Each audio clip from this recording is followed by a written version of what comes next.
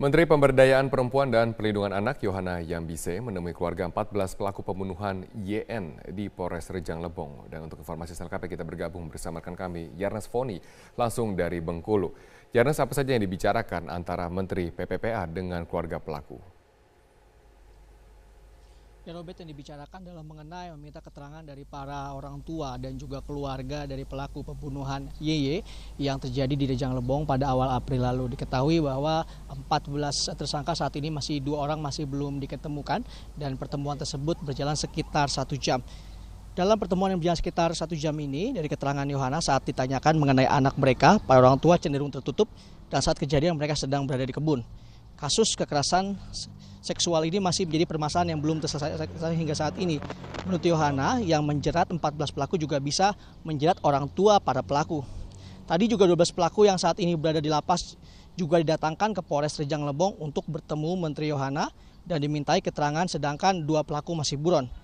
Menurut keterangan pihak kepolisian, pasca jenazah YY ditemukan pada 4 April lalu, tanggal 8 April 3 pelaku diamankan dan 9 April 9 pelaku juga diamankan.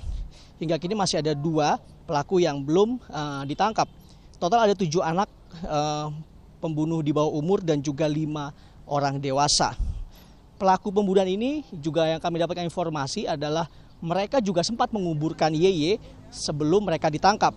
Kami juga sempat konfirmasi bahwa 7 pelaku di bawah umur ini kenapa disidangkan lebih dahulu dibandingkan yang dewasa, karena menurut Undang-Undang Perundangan Anak 15 hari setelah penyelidikan maka hal tersebut harus dimasukkan ke pengadilan. Robert? Baik, terima kasih Yarnes Foni atas informasinya langsung dari Bengkulu. Pengejaran kedua pelaku pembunuhan YY yang dilakukan oleh pihak kepolisian di daerah Rejang Lebong, Bengkulu tidak hanya di daerah tersangka, namun hingga perbatasan Sumatera Selatan, Bengkulu. Informasi selengkapnya akan disampaikan oleh Yarnes Foni. Yarnes, apakah ada titik terang penangkapan 2 pelaku tindak pidana pembunuhan dan pemerkosaan YY? Hingga saat ini, Rika, masih belum ada titik terang. Dari pihak kepolisian masih terus melakukan pengejaran. Sebenarnya 2 pelaku dari 14 pelaku ini telah diketahui identitasnya dan juga telah diketahui tempat rumahnya. Pencarian 2 pelaku pembunuhan dan pemerkosaan YY, anak siswi SMP yang berumur 14 tahun di Rejang Lebong, masih terus berlanjut walaupun identitasnya telah ditemukan. Diketahui pasca jenazah YY ditemukan pada 4 April lalu, 8 April 3 pelaku diamankan dan juga 9 April sisanya 9 pelaku diamankan. Total sudah 1 bulan lebih 2 pelaku pembunuhan belum ditemukan oleh anggota Polres Rejang Lebong atau anggota Polsek Padang Ulak Tanding. Dari 12 pelaku pembunuhan YY, 7 diantaranya anak di bawah umur dan telah masuk sidang karena peraturan 15 hari kerja setelah penyidikan harus dilimpahkan ke pengadilan. Sedangkan 5 tersangka lainnya yakni tersangka dewasa saat ini juga masih dilengkapi berkas-berkasnya. Dan 2 pelaku yang saat ini masih dikejar, salah satunya memang masih juga anak di bawah umur, Rika. Yarnes, apakah benar pasca tertangkapnya para pelaku, sejumlah guru di sekolah YY mendapatkan ancaman?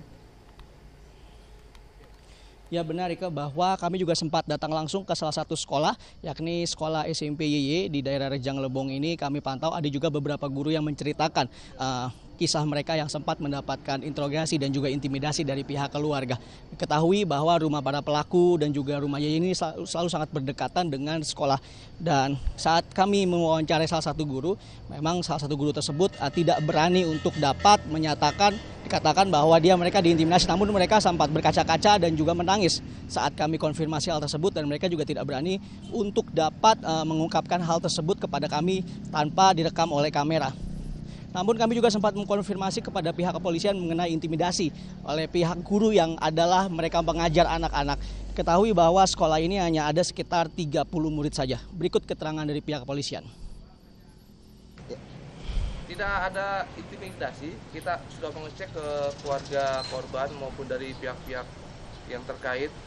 Informasi tersebut kita tidak ada menemukan bahwa ada intimidasi kepada keluarga korban maupun kepada guru-guru. Itu karena isu-isu dari masyarakat mungkin yang tidak bertanggung jawab mengeluarkan isu-isu tersebut.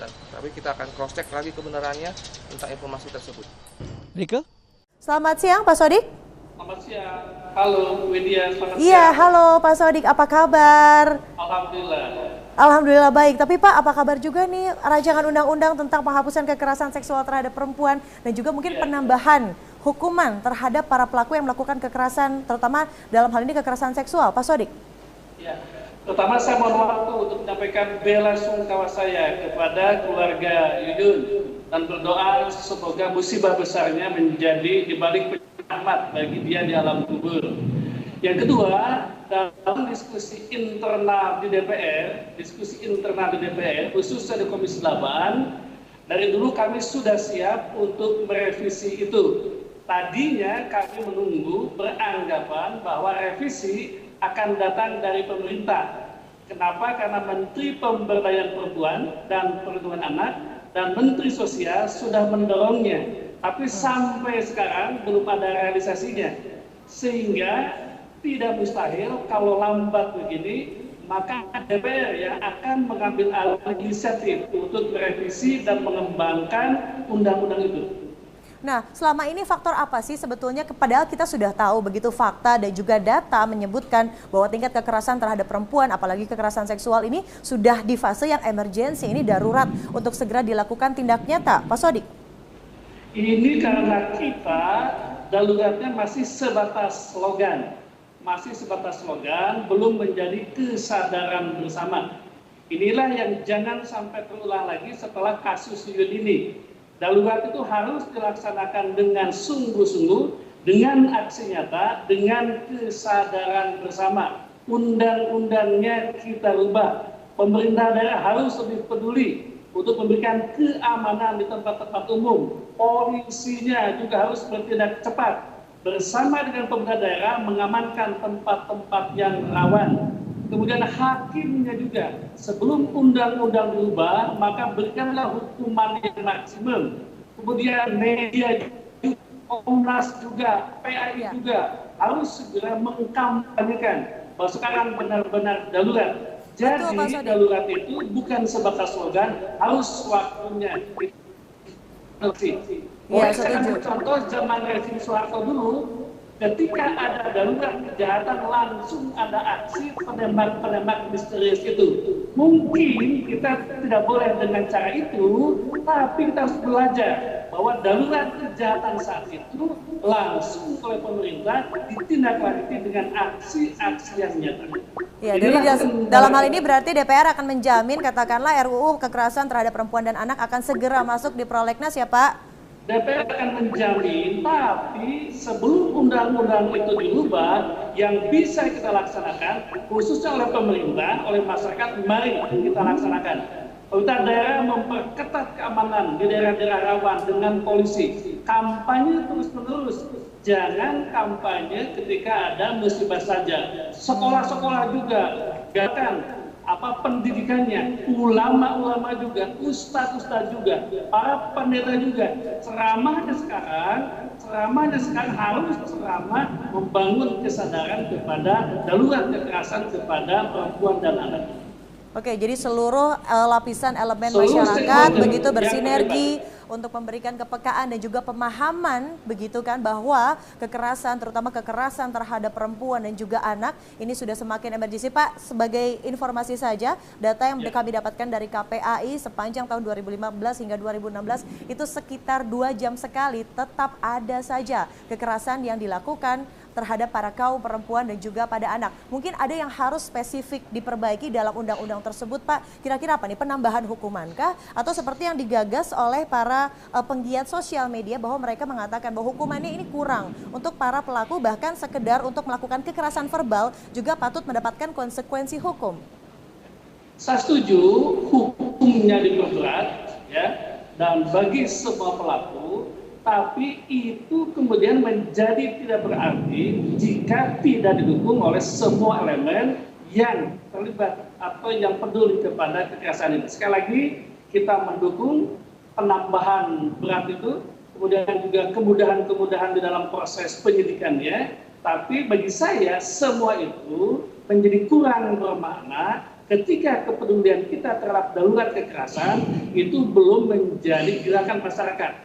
Sekarang hari Jumat, coba tadi dicek, adakah khotib-khotib yang berbicara tentang darurat kekerasan pada anak? Ini sebuah contoh bahwa kita berslogan dalam kekerasan belum bentuk aksi-aksi nyata. Sekali lagi, saya mendukung revisi undang-undang, kemudahan terhadap hukum beracaranya, sanksi yang lebih berat, tapi yang lebih penting adalah aksi-aksi dari seluruh lapisan masyarakat tentang situasi darurat kekerasan anak ini. Baik, terima kasih Pak Sodik Mujahidin, Wakil Ketua Komisi 8 di DPR. Selamat kembali melanjutkan liburan Anda Pak yang sedang reses. Terima kasih sudah meluangkan waktu bagi para pemirsa untuk memberikan gambaran dan juga memberikan janji nyata tentunya bahwa nanti RUU kekerasan terhadap perempuan dan juga anak akan segera maju di prolegnas dan juga ada tindakan nyata dari masyarakat sebagai bentuk kesadaran bahwa bahaya mengintai di mana-mana. Terima kasih. Wakil Presiden Yusuf Kala menyayangkan capaian pertumbuhan ekonomi kuartal 1 2016 yang hanya mencapai 4,92%. Namun jika berjanji penyerapan anggaran akan digenjot di kuartal kedua untuk mendorong pertumbuhan ekonomi. Masih di bawah target kita, tapi kita akan berusaha kuartal berikutnya ini bisa memperbesar anggaran dan juga membuka ekonomi lebih baik.